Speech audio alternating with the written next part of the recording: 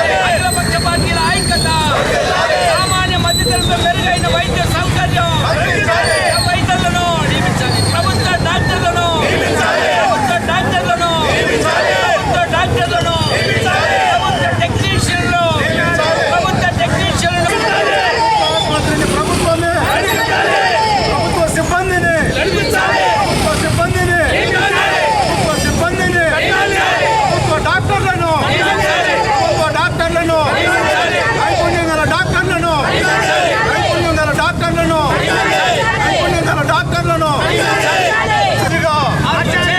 ప్రభుత్వ ఆసుపత్రికి మెడికల్ కాలేజీగా, ఆసుపత్రిని మెడికల్ కాలేజీగా, ప్రభుత్వ ఆసుపత్రిని ప్రభుత్వ మెడికల్ కాలేజీగా, ప్రభుత్వ ఆసుపత్రి.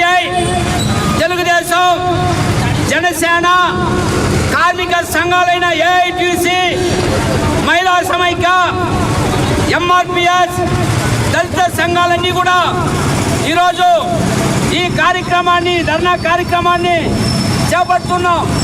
దీని యొక్క ముఖ్య ఉద్దేశం, మేము నిన్న అఖిలపక్ష పార్టీల తరఫున రౌండ్ టేబుల్ సమావేశం జరిగింది.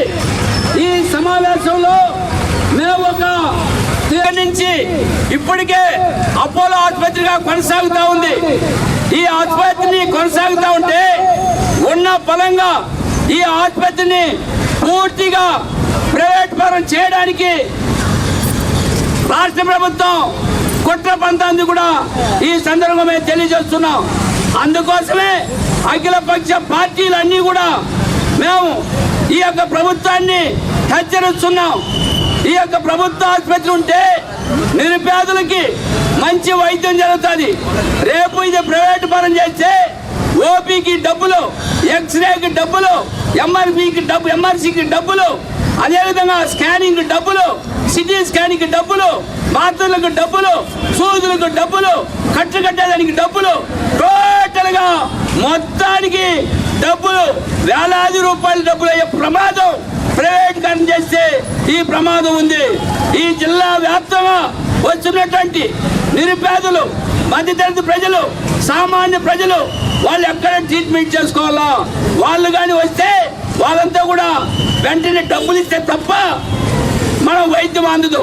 వైద్యం అందుకుంటే గాల్లో మన నిరుపేదలంతా కూడా వాళ్ళ ప్రాణాలంతా కూడా గాల్లో కలిసిపోతాయి. అంటే ప్రభుత్వం పేదలంటే ఇష్టం లేదా, సామాన్య ప్రజలంటే ఇష్టం లేదా, మధ్యతరగతి ప్రజలు ఇష్టం లేదని కూడా ఈ సందర్భంగా ప్రభుత్వాన్ని సూటిగా అఖిలపక్ష పార్టీలుగా మేము ప్రశ్నిస్తున్నాం. అందుకోసమే ఈరోజు ఈ ధర్నా ప్రారంభం మాత్రమే.